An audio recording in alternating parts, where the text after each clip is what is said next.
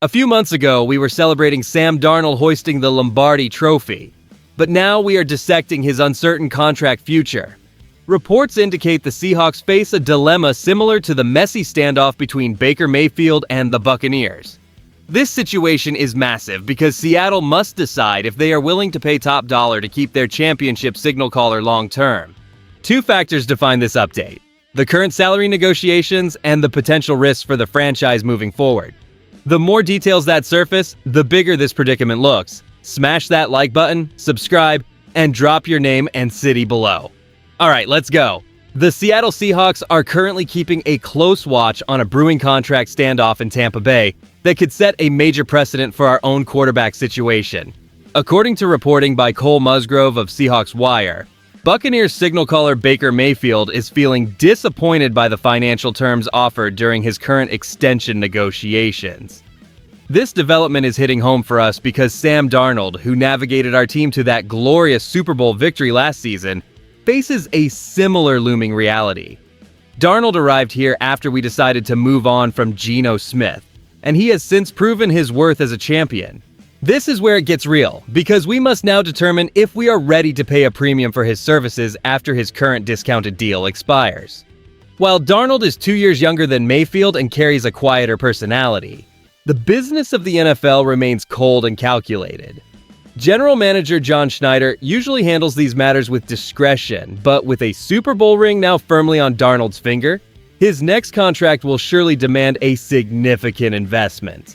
The core of the tension lies in whether our front office views him as a long-term franchise anchor or merely a successful stopgap who hit his ceiling last winter.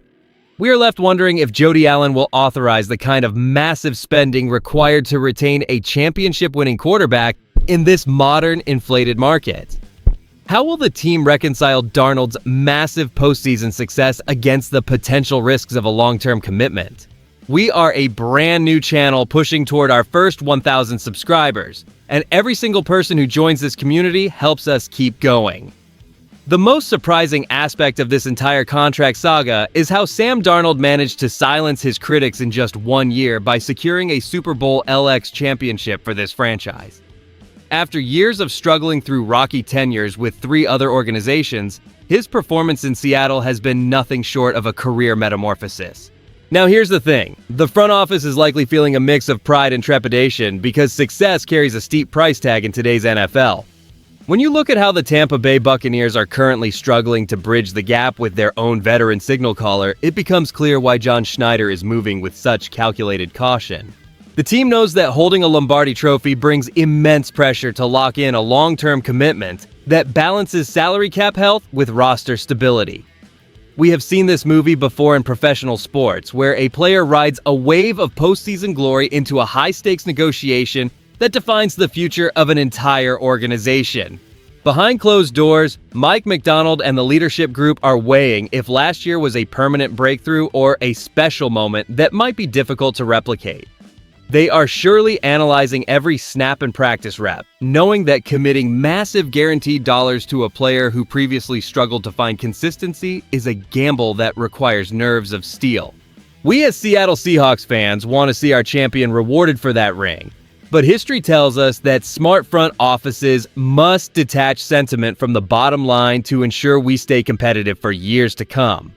With the situation in Tampa unfolding, we need to consider the broader implications for our own front office. And here's why that's a big deal for us right now. The Seahawks are essentially standing at a crossroads regarding how we value the quarterback position following our Super Bowl win. We must navigate the salary cap carefully to ensure we keep the core of this championship roster intact while deciding if Sam Darnold is the long-term answer or if we look toward Jalen Milroe. This impacts our depth chart significantly as we prepare for a season where every move determines our financial flexibility.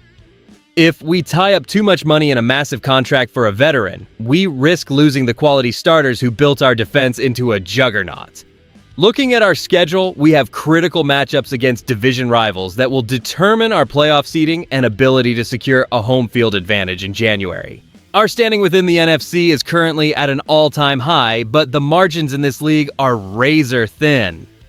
If we miscalculate our investment in the signal caller, we risk falling behind the aggressive personnel moves being made by the 49ers and the rest of the conference.